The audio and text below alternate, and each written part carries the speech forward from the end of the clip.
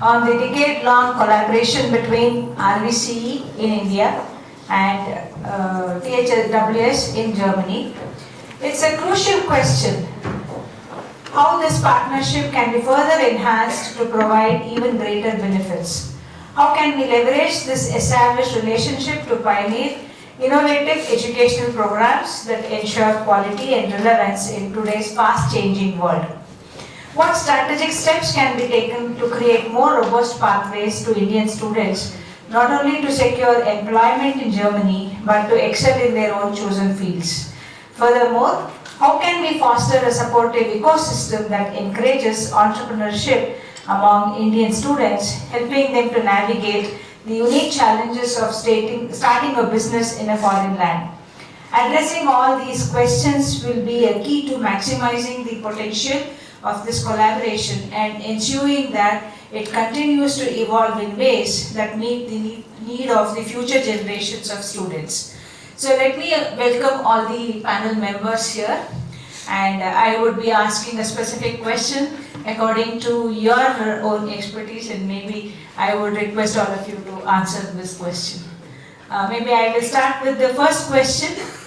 We can just take a same question for all of you and to give your views. Later on, I'll be asking some specific questions to each one of you. Okay, to start with Professor K. Subramanya sir.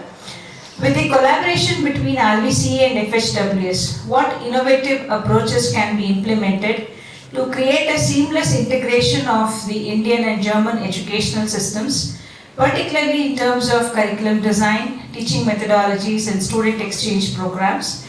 How can these innovations enhance the global employability of graduates and address the unique challenges faced by students by both the institutions? Hello, good afternoon to all of you. So this looks to be a 3 hours question actually. So I'm supposed to answer quickly.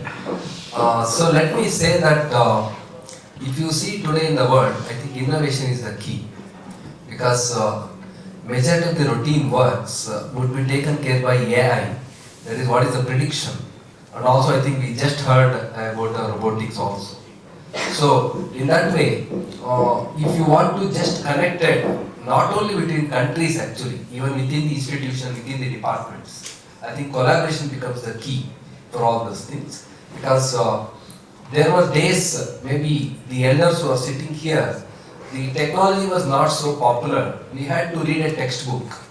Okay, we had to listen to a teacher to understand certain things. But today there are a lot of things which could be augmented for whatever is the traditional way of learning what we had.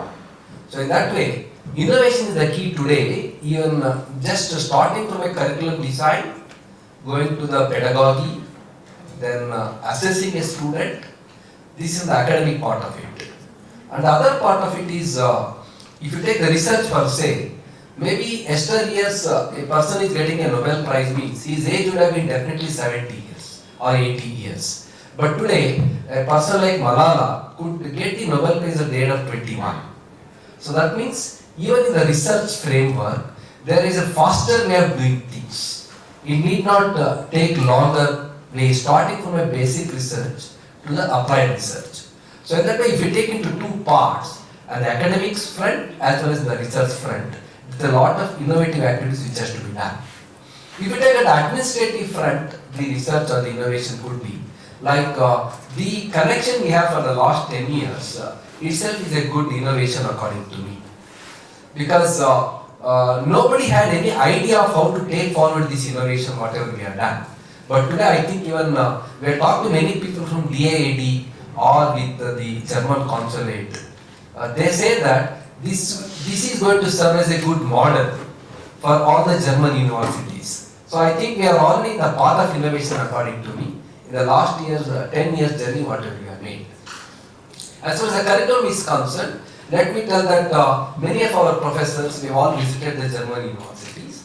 And whatever is the practice part of it, which we were not very good here, because we were most on the knowledge front, not totally on the skill front in the education. So keeping that in mind, we are trying to implement lot of things on the practice part of it. We have definitely taken as an intake. or input from the German universities, particularly the design thinking approach, Professor Ruwe, whatever he has taught us, it has become a culture in the institution today. That's another kind of innovation I try to look at. And we also try to look at an innovation in the part of experiential learning, which is a part in every course whatever we do in the college. So we also have a lot of German companies visiting the campus for placement also. So we have more than 25 German companies visit the campus every year. So there is a good ecosystem of industry, academia here and academia there. So that is the straight path I can look into it. But let me stop here and listen to the others and say what are the things I would like to do in the future. So as of now, I can say that the traffic is one way. They are all sending people from India to other countries. So a big challenge for us is, or an opportunity for us is, that how can we get German students, more German students here, so that a cross-cultural and a world kind of a feeling happens. I think that's my next question, which I may have to find out answer from all of you. Thank you.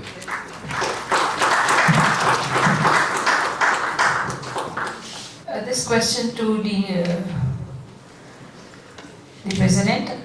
As Indian students transition to German universities and eventually become entrepreneurs, what are the most significant cross-cultural challenges they encounter? How can they effectively navigate and bridge these cultural differences to build successful businesses while maintaining their cultural identity? What role can universities and entrepreneurial ecosystems play in facilitating this cultural integration and ensuring a supportive environment for Indian entrepreneurs? Thank you very much. Nice question.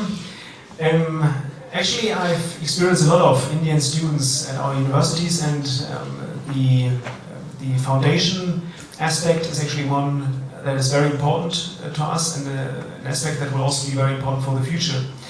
What I've experienced, especially with Indian students, is that they are more likely to start businesses, to involve in startups, to create ideas that could lead to companies in a few years from now. So the basis is actually there. There's plenty of ideas how to come up with a business.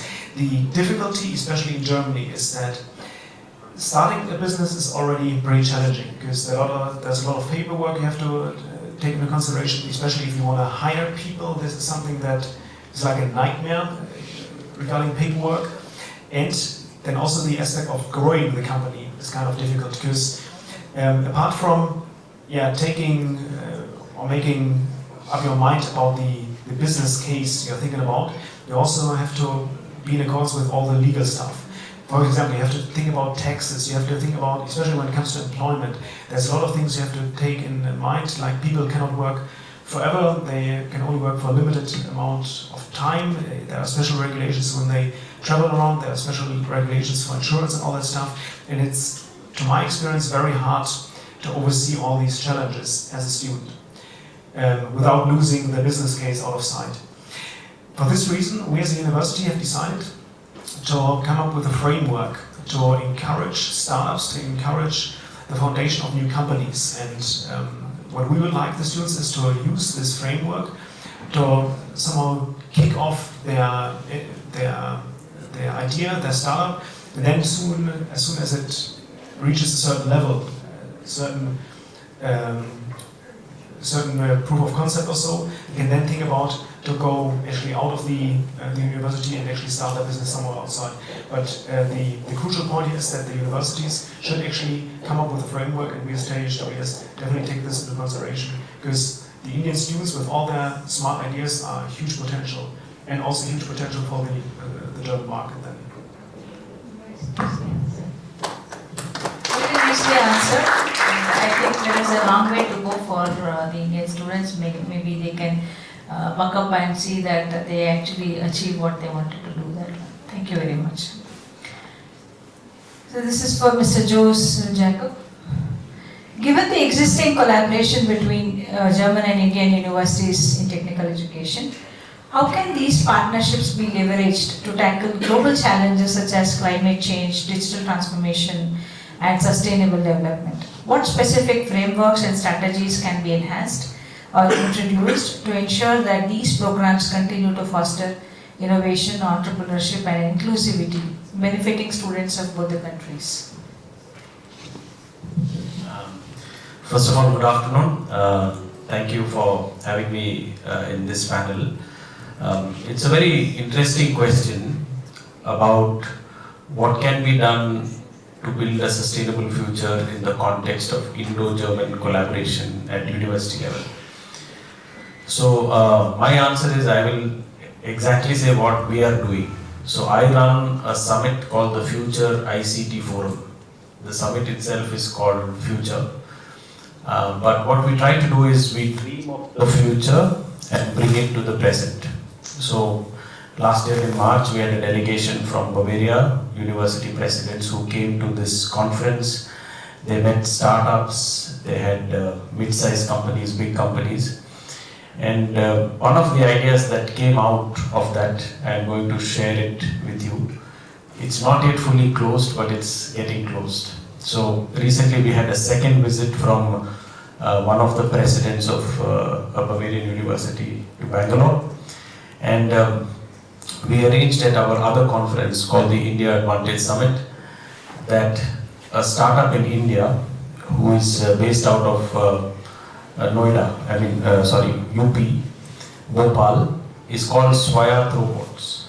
So this guy managed to bootstrap and create level 5 autonomous car, and he converted an existing Bolero into a level 5 car. Okay, so if you Google this, you will find this car going without a driver. So there is the gear, there is the steering wheel, but it's controlled through one laptop, just one laptop. So he had a different approach from the rest of the world. The rest of the world in the US, army companies, because for army they want the jeeps that go into combat without a driver, because if you shoot the driver, everybody is stuck, right? So they are trying to do research. DARPA, the defense organization, they are not able to crack level 5 in off-road. This guy in India, in Bhopal, is able to crack it. So he came at a conference like this, and he met the president of one of the universities. I don't want to say the name, but anyway, he met him. And they decided that they will get this guy, the guy from Bhopal, to be in Einstein 1, which is a startup center in Germany, to incubate his German company there. And in the sideline, what has happened is, these universities in Germany, they're a little bit away from the city center. And they had a Chinese autonomous bus going up and down, taking. But somehow, the Chinese software thing is not so strong, right? So this thing doesn't work. It goes very slow, it stops every now and then. So the people make jokes about this bus. So what hopefully we are trying, and the first discussions have happened, is whether this guy can convert that bus with the Indian students who are there in the university with his software to make it actually work. So it becomes a pilot test bed. He incorporates a German GmbH in Germany, and it's a real problem. Like the question said, how can you solve for sustainability? There is a shortage of 30,000 bus drivers in Germany, including train drivers. Nobody wants to do this job because, even though it's a well-paid job, they don't have people to do this job. And so then they bring people from outside and they don't culturally integrate. There's a social problem and a social vector. So if there's technology, and if a startup can solve, and an autonomous bus can work with Indian young students and German young students doing something together, then together we solve problems for the world. So I see definitely there's a huge future for collaboration. Indians have a lot of strength, Germans have a lot of strength. So for example, going back to the previous question, and President wonderfully answered it. In Germany they call it risk capital. In India we call it venture capital. Venture comes from the word adventure, and Germans always try to reduce risk. Indians are a bit crazy, like you will see even nobody is sitting, everybody is sitting randomly. If you look at the room, I'm just guessing, if it was a German room, there would have been 7 rows all straight full, right? So when you see, this is the difference in approach. We are able to pursue a unique path, an adventurous path. Sometimes in Germany they want to take the reliable path. There's already a road, all the signals are there, all the signposts are there. Just to give you, and that's the last point, the difference in approach that this young guy in Bhopal took, because today his company, his startup is worth $151 million. He was at our summit 4 years ago when he was very, very small. At that time he was worth 30,000 euros, the same guy. Now he's 151 million, that time 30,000. We connected him to the Startup Garage program of BMW. He got a grant and that's how he built. So there is already a German story to where he reached. Now the idea the German professor had is, can I get this guy, Sanjeev, to teach at my university also, to my students, about the mathematics of stochastic equations, so that they can learn this thing that he has done. But at the end of the day, if we can bring this collaboration together in such a way that it creates win-win stories, then it will help both the economies, it will help create a sustainable future, it will help each of our countries working on the strength. Because on one side you have Tesla saying, I'll make an autonomous car, but he's asking you to buy a new car. This guy is taking an existing car and making it autonomous. So if you have to give all the people again a new car, that many materials, I don't know, when the copper mines, if you study carefully, it takes 29 years for a copper mine to get commissioned. And you need, for all the electric vehicles, you know how much copper is needed. So if everybody shifts, the price of the EV will go up because the copper price will go up. By the way, if some of you are smart, you can buy shares in copper companies. The core of this is we need a collaboration so that India can bring some out-of-the-box solutions, Germany can bring planning and structure, and then we can create winning ideas of the future. The last thing I wanted to say is this Indian guy's approach. In the US, they say when we make an autonomous car, we need to have all the data, all the signals of the road, the right turn, the left turn. So they try to put layer and layer and layer of data. So finally for that car to run, the processing power is too much. You know what the Indian guy said? He said, just like a video game, if this whole thing is a video game, I need to load only this part where the guy is. I don't need to know what is there. So I don't need the whole Bangalore city's map in my processing. The car is here, it has to go fast, slow, left, right, stop. These, there are more decisions, but broadly this. So he did not overcomplicate. So he's able to do it with low latency, with very cheap LiDAR and cameras. So that is what this guy has done, frugal innovation.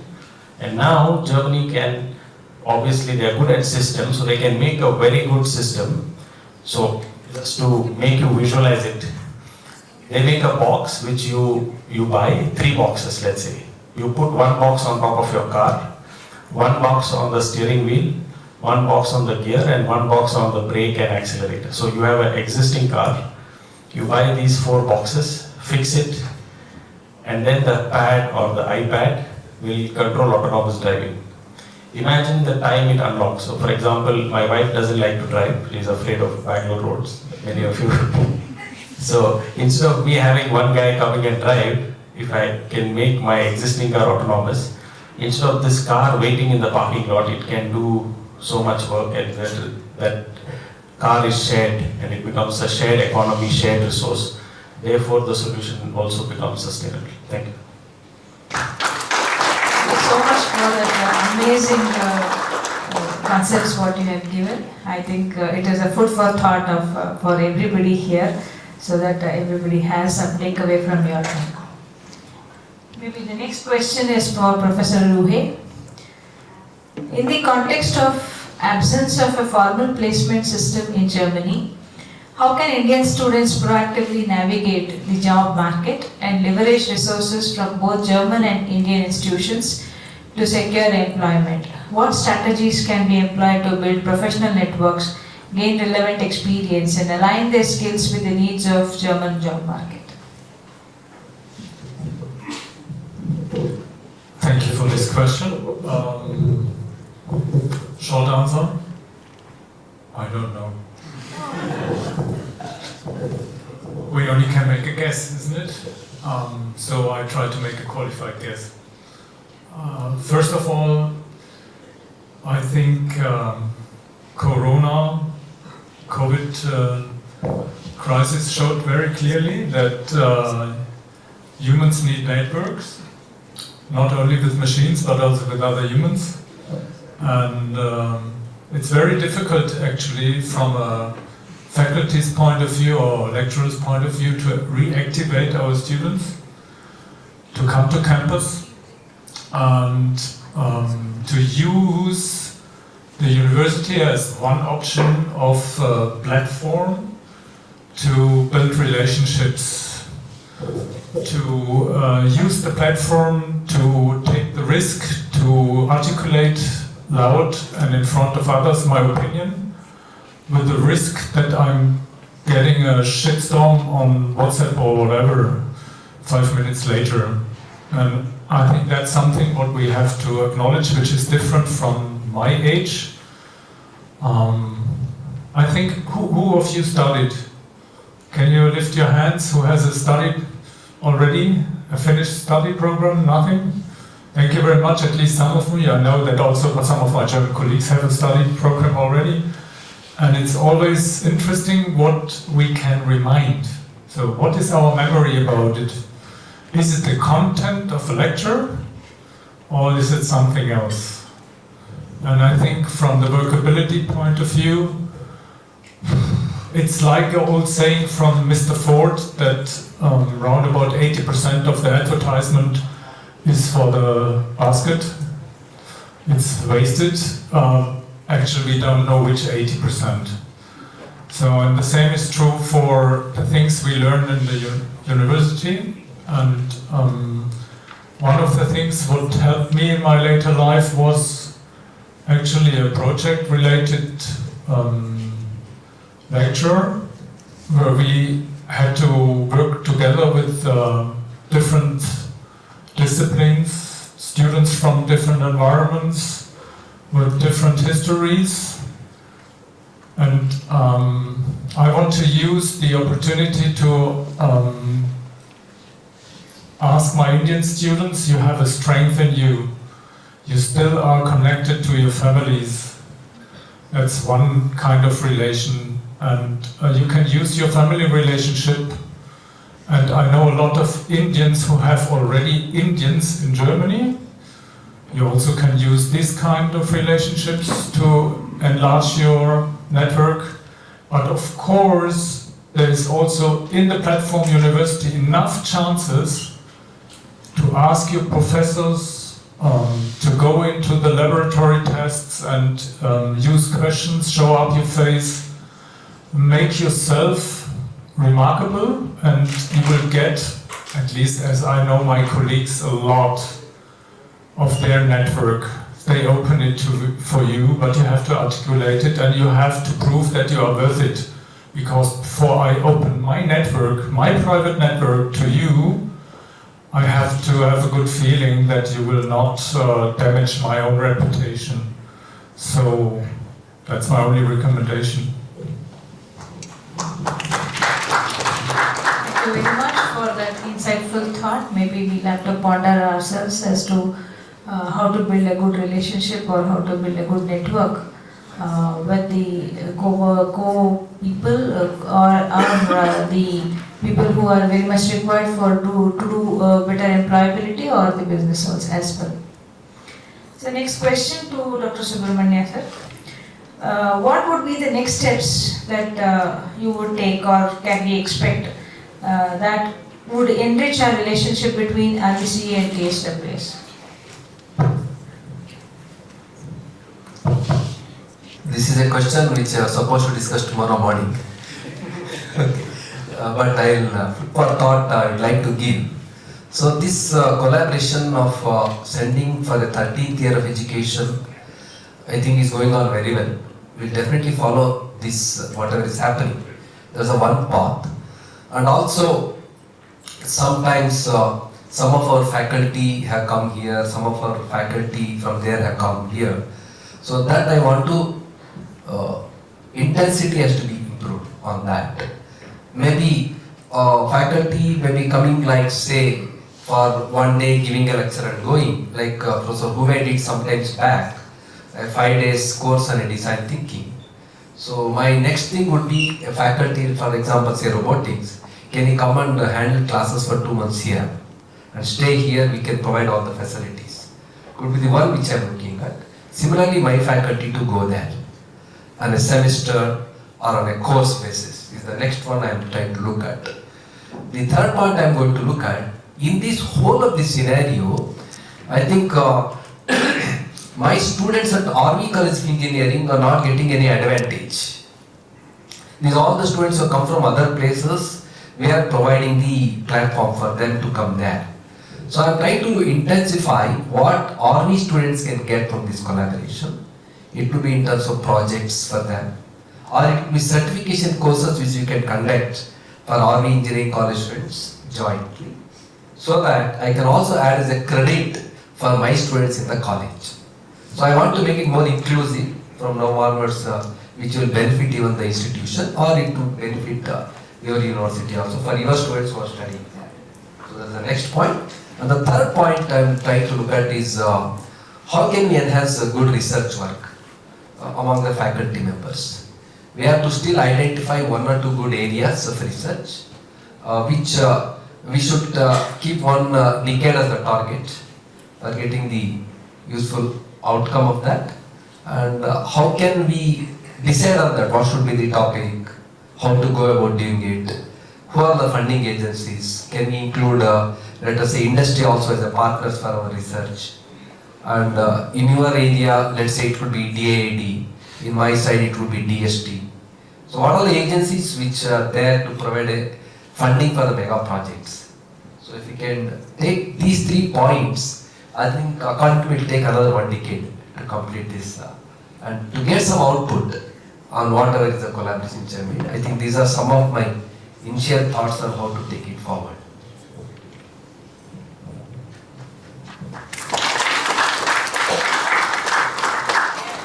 Maybe I would ask the same question to you, President, as to how you would like to take forward this relationship between THWS and RVCE. And what is that you are looking forward towards RVCE for your growth? I mean, today we are celebrating the 10th anniversary of the preparatory classes. Actually, I would say, door opener to many programs, study programs we got at THWS. However, this is just one part how we can actually connect together. There's plenty of other chances how we can actually work together, how we can actually make or generate a value for the students and for the universities. What we are currently thinking about is how we can actually hook up with other partner universities, for example, also in the field of research. There's a lot of research going on at our university, and by the way, the research was recently boosted by a new law that was issued by the Bavarian government that opens us actually many doors in research. We have plenty of capacities now to do that, and actually there are many projects and ideas going around the world, so it makes total sense to hook up with partner universities to actually share the ideas and to come together in the field of research. This would be great.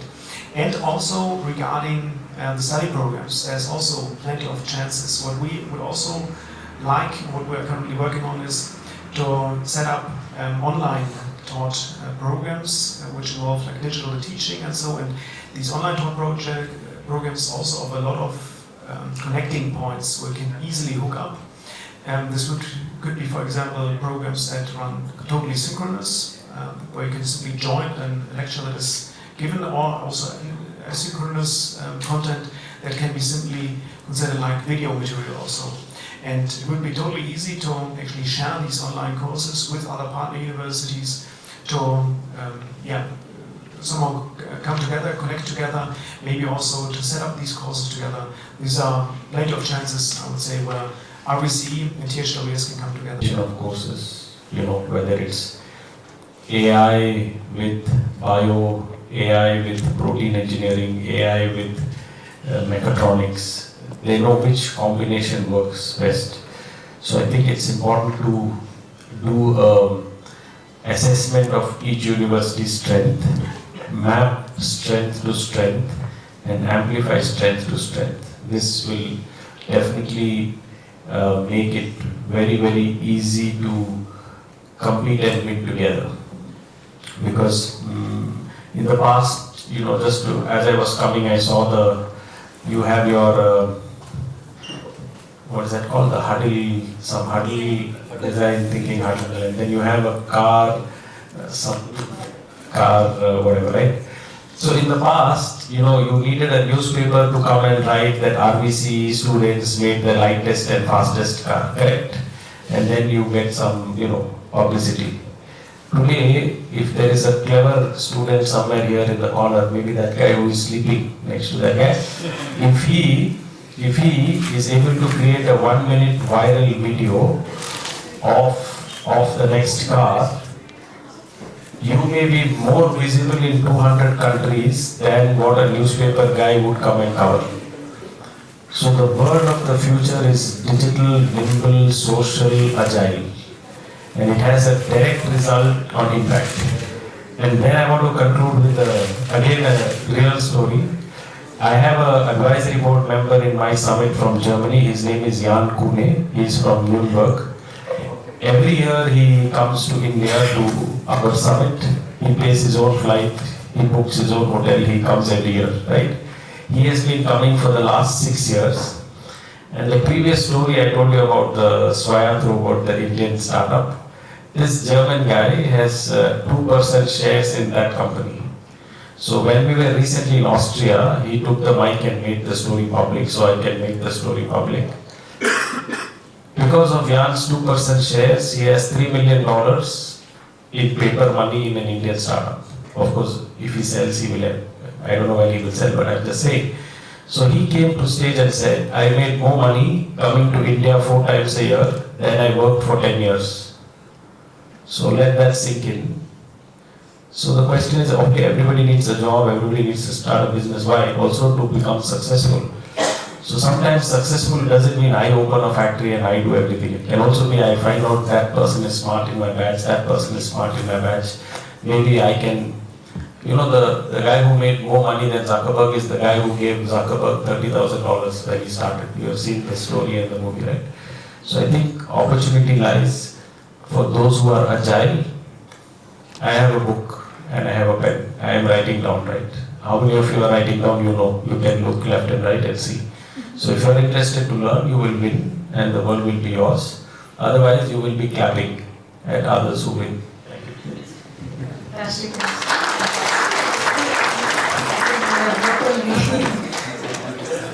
Boredom of the audience also. Thank you very much. Professor Koi, maybe for Indian engineering students aiming to engage in high-end research, what are the critical steps to secure research positions or scholarships in German universities and research institutions?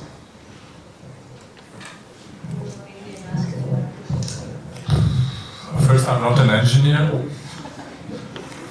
Well, research is something what we learn in our university only since a decade, I would say, not before. For us, it's when I go to my lab, for example, I have a lab with extended reality technology, which is very difficult to explain. What can we do there? So one of the first questions which will appear among the people who are part of a demonstration, they immediately ask, and what can we do with that? Then I can identify, we have different visitors among the students, for example. Some students are really having a fever in their eyes, they are hungry, that's what you said.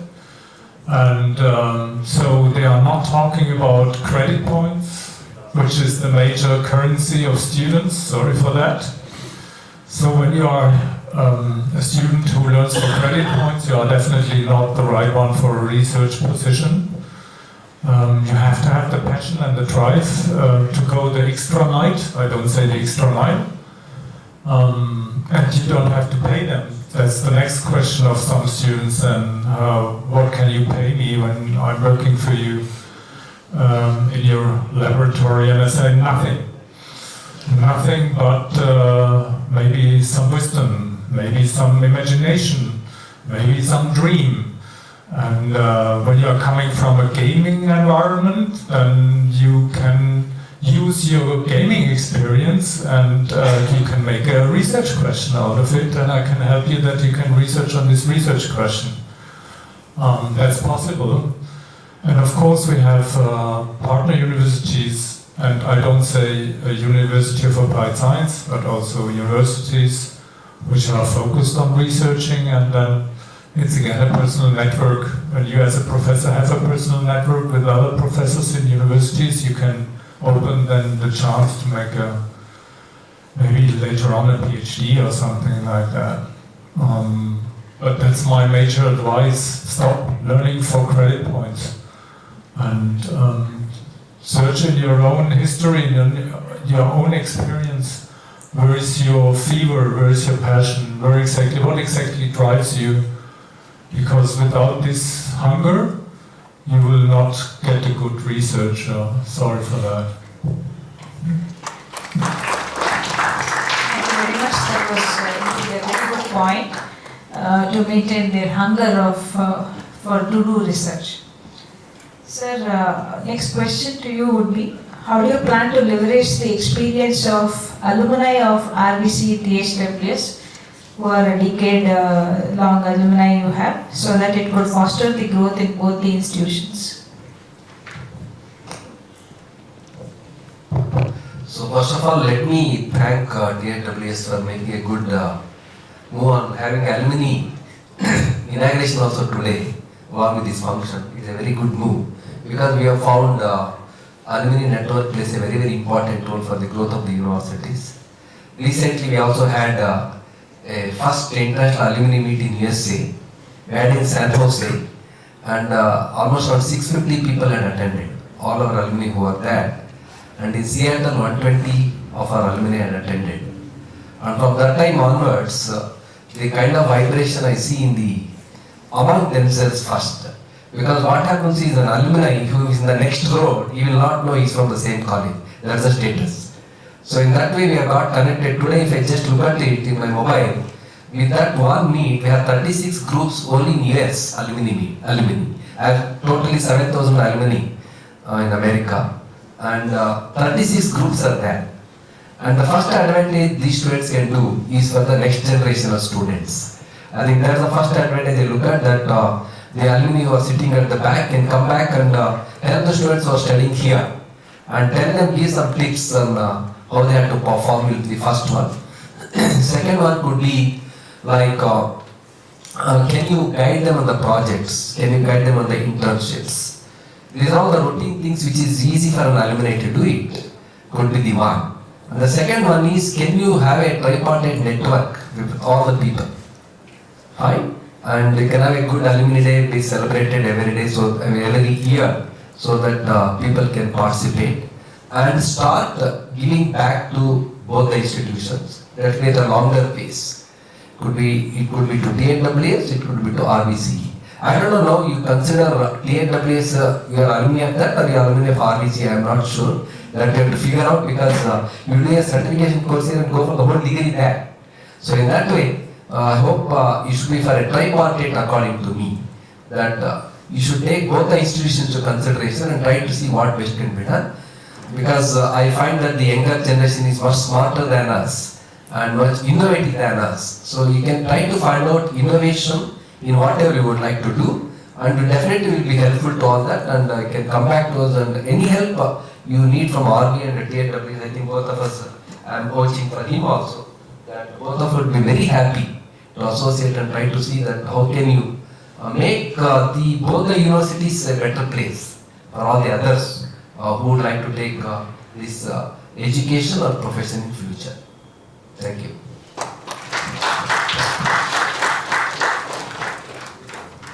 So this is a question for the young people who are yet to come to Germany. As Indian students integrate into German universities and workplaces, What are the most significant challenges they face regarding the diversity and inclusion compared to their local counterparts? How can educational institutions and employers implement more effective strategies to create an inclusive environment that not only acknowledges cultural differences but also leverages the unique perspectives and talents of Indian students? Thank you. Yeah, it's actually difficult to answer these questions because there are actually cultural differences that are defined by different habits, different customs. But the good thing is that Indian students, from my perspective, are very adaptable. And when it comes to cultures, one challenge might be to somehow bring these two cultures together. Another thing is to ask yourselves whether you're adaptable to the other culture. And I would say we as a university, we try to make this adaptation as easy as possible by actually supporting our students that come to THWS with preparation classes over here and also with cultural courses over in Germany. For example, when the students join THWS, they usually spend some weeks before, if they join in time, and they get some information about where to find what are actually, how everything runs in Germany. And this is something that makes life in Germany a lot easier than if you're just starting your studies. And the second thing is that it also depends a little bit on the Indian students to become open to the German culture and actually see what are the differences for themselves, because adaptation actually comes from seeing what the other side looks like. And the critical thing here is that to bring the students together the earlier the possible. What we see with RVCE students is that they form a perfect team. They come to us in a batch in larger numbers, in groups, and all the questions, all the critical questions that come up, they often can solve for themselves, which is good. But this somehow prevents the students from mixing up with the German students. And this is actually where they can see what the culture looks like and how they can actually adapt. And this also, by the way, includes language. Language is still a barrier in Germany, especially for smaller sized companies. You need to speak at least a little bit of German. We often see this, especially with students who do their internship in Germany. Super smart students, very good grades on the certificate, but if in the 5th semester they have difficulties with the German language, this is actually where the hurdles come from. If they are a little bit familiar with German language, we don't have these obstacles. And these obstacles are more or less away when it comes then to larger companies, because in this case English would be the natural language. But long story short, I would say the easiest way to actually get along, to also adapt yourself to the culture, would be to mix up with the German students and also to learn the German language, because then the connecting points are so numerous, so much more than if you simply stay together in your group. Even though staying together here with the RVCE students might be nice, but be open to other students would be even nicer. Fantastic. Thank you very much for clarifying so much. The next question for you would be, world is talking so much about sustainable development goals. Do you feel that the SDGs addressed in both the countries have any significant impact on the students who are going from India to Germany? I mean, that's a very large question. There is the COP29 happening in Azerbaijan, Baku. I think they are the people to address. I am going there day after, but let me give some example that you can relate to. I mean, so the Germans don't feel bad. This is just for you to think about. Don't take it personally. So, for example, if you look recently, a German gentleman at the age of 95 won the German Innovation Award. I won't say the name, so most of my speech is to make people go back and search, right? You go and search who is that guy. He for many years had this design concept. So we have the design thinking professor here. He somehow made that you can put together a car with 3 pieces. I mean, not all the doors and all, but the main frame of the car with 3 pieces. So of course the German OEMs thought it's a joke, we need to have so many pieces and bring together. This guy made it in 3. And Tesla just took that from him, and they are setting up, their next plant with this model. Now whether it works or not, I don't know, but this gentleman got the Innovation Award at the age of 95. But his design, he was asking the other German cars to pick up, they didn't pick, finally Tesla picked it up. Now why am I saying this? If you look at the general supply chain for an automobile, and the number of parts and the number of suppliers and the sub-suppliers and sub-assembly suppliers, there's this whole chain of people doing stuff. It is not very far, 3 years tops, when robots will do that assembly, and it will happen, they can work 3 shifts without complaining, no labor union, whatever, right? And then of course you have AI that would design and customize stuff for different people. This is the world we are entering, right? So on one side, the whole, there is another story I want to tell you. If you go deeper, you will find that Bosch, which is a very large company, is deciding now to leave the mobility space. You know what is mobility, right? They are leaving the mobility space. And they just made the largest acquisition of Johnson Controls. Johnson Control is a smart lighting, smart building company. They have acquired that. It's the largest acquisition they as a company have done, and they're leaving a sector which today gives them money and profits. So basically what you're saying is, if your right hand is bringing you money, you decide to cut it off because you know that after 10 years the left hand is more important. That's what they're doing. So sustainability will be a big angle, because the ICE engine, the era, some will say it's not ended, some will say it's ended, I don't know, but because of the pressures from the money markets and the banks that have to deploy capital for sustainability, there will be some changes in the structural economic environment, and that will have impact on jobs, taxes, economy, everything. So that old thing that you get into a job and for 40 years you are safe and somebody will take care of you doesn't exist. So as young people, you have to all be smart. Good that you are in the room. The others who are not here are missing. You have to be smart, you have to be agile, you have to read, and you have to stay ahead. And whatever you do, think sustainable. Like today I had to come here, I was telling Dr. Nataraj that I will take the metro because it gives me 45 minutes to think. So I leave my car in MG Road, come by metro, and when I go back I will read these notes, make some other points for my next conference, which is in February. We need to do deep thinking. It's very difficult to do because it takes a lot of energy. People want to quickly conclude, but if you do deep thinking, the rewards are yours. You saw how the Elon Musk guy is able to catch a rocket, which is 9 story, coming back from up like this. When you heard him before that happened, you thought you would think he's an idiot, right? How can a 9 story building be held by 2 scissors? If I throw this bottle and try to hold, I won't be able to hold it, right? It's not so heavy, but how could he do that? But we just saw that it happened. My feeling is there is a lot of AI in that programming to do it. This is my feeling. I don't know because I don't have information into his company and how he did it. But I'm saying I have a feeling there's a lot of AI.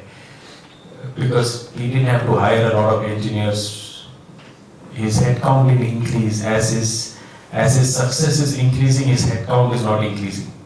So it's no longer people that are amplifying impact. So for sustainability also, it's not people that will amplify. It's the smart people who will be able to amplify. That's how when WhatsApp was sold for $100 billion, WhatsApp you are all using, I think everybody has it. I would like you to find out how many employees WhatsApp had when they sold it for $100 billion. 1 billion is 9,000 crores. So you know how much is 100 billion. So they sold it to Facebook. He bought it for 100 billion. You have to guess how many employees WhatsApp had when they sold it to Facebook. Not now, but before. And then you can compare it with Infosys, which has a revenue of 20 billion, and how many employees they have. Just for you to understand, it's not the more people, the more money. It's also how you use people.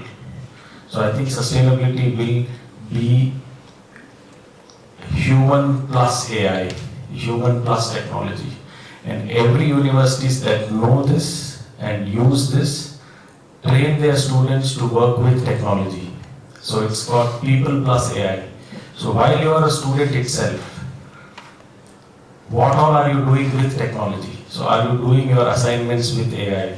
Are you doing your presentations with AI? Are you taking notes in the class with AI? So if there is one smart student here who during this conference has put his AI assistant on, which is listening to all the speakers have said, and then tells the AI assistant, summarize in 5 points what happened in 1 hour. So then you are training your student to become a student who already has AI inside. Because then when he goes to the factory, what he comes up with, nobody else will come.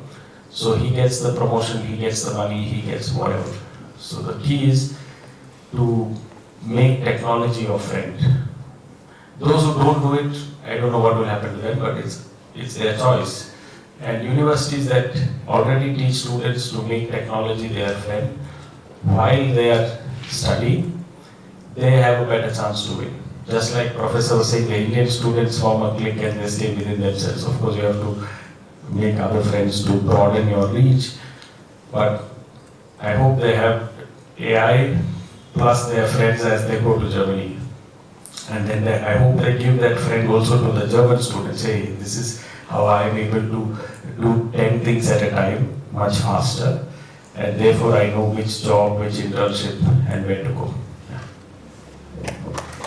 Thank you so much. It was so insightful of you to bring out so many points in that. Sir Huai sir, maybe from your experience in design thinking approach, what do you advise our youngsters to prepare themselves before coming there, and what would be the good approach for them to adopt so that their life would be much easier there? Thank you for the question. At least it's in my field of design thinking. Design thinking for a lot of people looks like a 5 days or 3 days training, and then you can master design thinking. Actually, that's not possible. It's a mindset. We heard the word already, and a mindset is quite fixed, so it needs a long time to make it a growing mindset. To cite an American colleague, and she identified that there is a difference between a fixed mindset and a growth mindset, which is not fixed to a human, but to context. And we had this topic already, that German mindset in the moment for me is very safe, security oriented, try to avoid risks. I like this wording. We are saying risk capital and not venture capital, and actually that's a huge difference to the mindset of Indian students and other students I learned abroad. That's actually the major difference between American students and German students. And when we look on the mindset, then the first training in design thinking is that you learn to have a mindset which is a growing mindset, which is open to other opinions, which is open to other worldviews. Actually, I had the idea to found with a friend in Bangalore a social innovation center, because I think what you have, and you have a big advantage, my dear Indian students. Every day you see and feel and smell human problems. Actually, in Germany we don't. I mean, we are living in a comfort bubble, and we are not really know what are the problems in this world. And so the idea was that the Indians and the Africans and the South Americans will deliver us with real human problems, and that we can use the very process-oriented, structured, organized way of thinking of German people to make the best out of it. So when you look for the, I heard this from you, that there was a German idea and it was taken over by Elon Musk asshole. I didn't say that, no, and then this happens quite often. Okay, so we have a German idea, so we are still good, very good in invention, but we are very, very poor in innovation. And we can learn a lot from Indians. So you have to prepare your mindset that you come with an open mindset to Germany. Then I have to protect my Indian students and other foreign students that they are not willing to integrate into German students. Actually, it's the German students who are making an issue out of it, because they disappear from the campus immediately as they had their last lecture. We try everything in our department. We really try everything. I'm sure it's not everything, but to bring the students on campus. The only students who appear are our international students. So if it's not the German students, you can integrate with Colombian students, you know, with African students. There's enough you can integrate into, and they also have a different worldview. And so, question number one, or task number one, is work on your mindset. Before you can do that, you have to reflect on it. So I'm not sure if you have the time, because you have a really bad instrument in your life which avoids you. I mean, he's clever, he's taking the metro, but we all are disturbed by this, and then sometimes we even call it AI. I'm a little bit afraid of it, because it interrupts our thinking. Our brain, and I'm always coming from the human, our brain needs boredom. And we are not anymore bored. We can't stand with it. I had a wonderful time of disease where I had 1 year time to train again, to sit in my hammock and try to think nothing, and try to not read a book, and try to not listen to music. And I identified that this is a period which we also need in design thinking. So we also need this boredom. We need this incubation time to get rid of thinking. And so next task for you is get rid of this from time to time. Otherwise you will never be a design thinker. And I can talk hours about future skills, which again I would say I don't know, because we have to imagine what is the future, but you have to train your imagination, and of course you can train it. You Indians, you are lucky. Who of you sings? Still some students are singing? Hands up. Fine.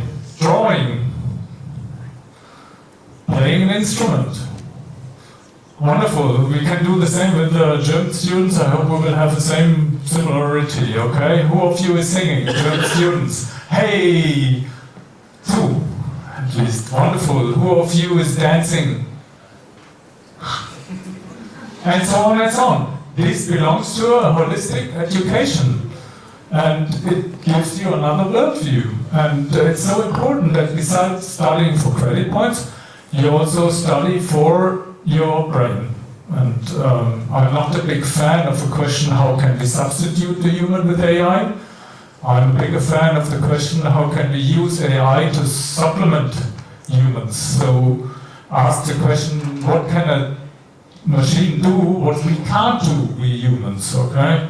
And I think we are in the way of an application field and a way of thinking, which is for me more design thinking, yeah. And then let me finish with that. Thank you. Thank you very much. Your concept of boredom was very, very good thought. Maybe it is a very deeper than as you have told. maybe each one of us have to have that time of boredom so that we can think deep and see what best we can come out of us. Maybe we will wrap up this round and we will have one or two questions from the audience. Maybe we'll start with one question now.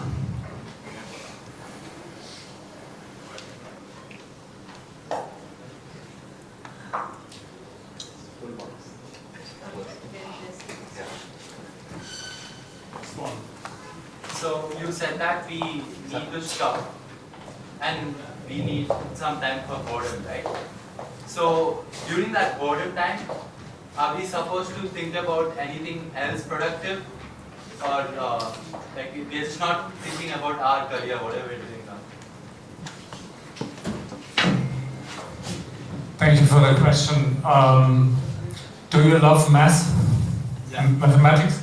What exactly do we love with it? I love it too. It was, I don't know if you can remember the time when you learned the basics in mathematics and you had some tasks and you could not solve the task.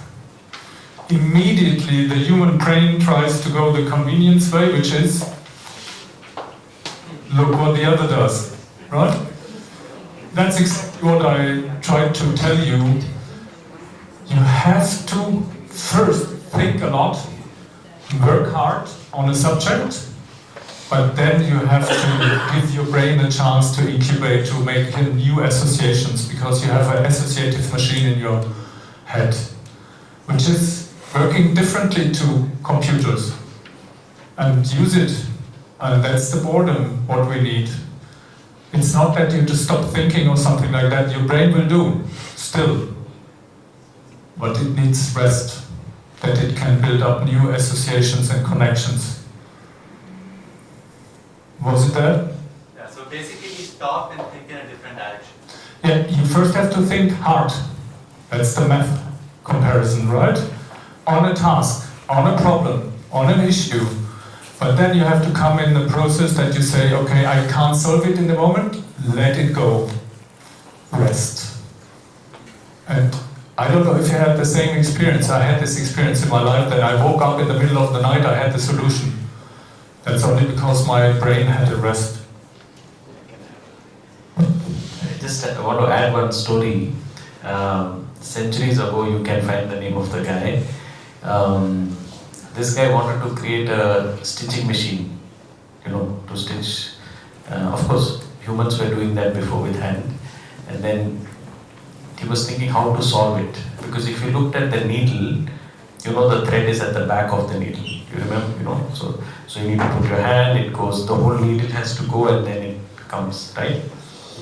So this guy was thinking, and finally he had a dream while sleeping, like the professor just said. And he was in Africa and some tribals caught him. Okay, so this is in the dream.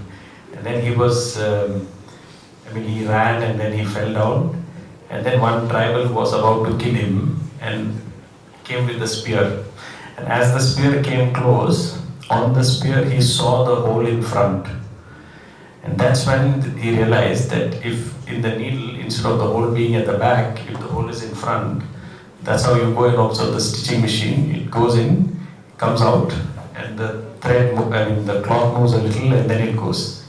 You understand? So I don't know how he would have solved this had he not thought a lot. And then when he slept, he got the idea, and he got up when he saw the spear and he said, that's the answer. So sometimes you need a combination of hard thinking, boredom and sleep. Sleep is very important. If you look at any of the studies, you need to sleep well so your brain processes and organizes. You have a computer in your head also, but it's a very different computer than the regular one. It's more of a quantum computer.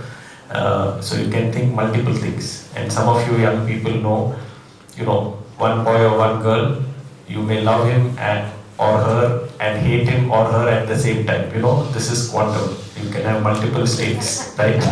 So you have a quantum computer. Okay, any more questions? The last one. Yeah, you can start. For anyone on the panel, but as engineers, we all dream about finding solutions to some problem that is pressing all people, and I feel there's nothing more fulfilling as a fantasy that an engineering student would have or a scientist would have than disrupting the current paradigm that we have and making life better for people. But I think as nascent, people are studying engineering, especially in a country like India, we're still looking for direction as to how to find problems, and when we do find a problem we want to solve, how to attack them, and where to find people to collaborate with, where to find people to mentor us. So outside of college, which is of course the prime source of mentorship and direction in problem finding and problem solving, can you share some insights as to where we can look to find inspiration, direction and mentorship? Thank you.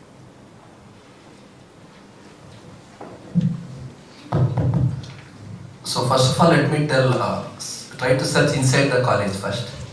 So that's the first thing you can do. There are a lot of resources actually. Maybe students come with a mindset when you come to the college. I think that itself should change. Okay? I don't know if you are in one department, I don't know what is there in the other department first. So your mentor may be in the other department, you are not sure. Fine? So please have a mindset when you come to the college, don't close your mind and come. Okay, open up your mind and come and see what is there inside. Because you can find one mentor somewhere in the college, he can guide you further also. That could be the first one. Second one is start listening to, in fact I was reading that very good. Everybody talks about youngsters, they are all innovative and all those things. There was an African proverb I was reading that the youngsters are faster, but elders know the way. Fine? So you should also start believing the people who have experience. I find nowadays whatever your father says is useless for you. You don't even listen to your grandfather. So I think that mindset should also go, because they have come through a lot of experience. Life is all about not just education. It's about a combination of all the things. Fine? If you can try to search all these things within, in and around you, I think majority of the problems will be solved. You need not to search for new things. Fine? So that mindset is very important, as I was telling, that there are a lot of people who can help you in and around you. I think you are not seeing. Because of this, that what you say. Because of this, you are not seeing anything which is very close to you also. So that is the first thing I would like to say. And the next thing would be, I think you have a lot of people on, let us say, startups in Bangalore. I think Bangalore is a startup hub. We have more than 8,000 to 9,000 startups. And just on the way you go, so many innovation centers are there in and around Bangalore. Just walk in somewhere there, find out some people, they are all ready to help you. Is the second one. The third one is, there is also formal mechanisms which are set up through online portals. I don't know how many of you follow Prime Minister's portal. Go to that portal, that intern has another 30 portals. You want to look into education, you want to look into any of the ministries for problems. In India, AICT has provided something called the hackathons. I don't know how many of you know about it. Hackathons is a very, very important thing that all the ministries of the government try to put the problem statements there. Every year AICT conducts hackathons. Even in our college we have conducted 2 to 3 times. Every ministry is giving the prize amount. They are taking that idea forward. That gets implemented in the ministry also. So you can go to any government portal, because we have a different opinion about the governments. I think please come out of that. Those are all political in nature. Let us not get into that. But whatever is already available is, they go to any ministry and check. They have put already problem statements. For the general public they have put it. We can be a part of that. Okay? And there are a lot of documents, published documents are there. For example, TIFAC is one of the body in India, technology and forecasting for the future. Based on sustainable development goals, when it was done for the whole world, Indian government set up a committee with 5,000 engineers and scientists, and they equated all the problems what is there in SDG to India, India-centric issues, and you have a huge document called Vision 2035. After Vision 2020 of Abdul Kalam, Vision 2035, what India has to achieve. Go there. I don't think you'll get any problem other than that book. All the fields of economy, sectors of economy, prompts are available. I request all of you to go to the websites and check it. Whatever interests you, it could be flying car, it could be Leh to Tawang, into the railway line. You talk about anything. It's already there. So please look into these documents also so that whatever interests you, we can go in that path. Thank you.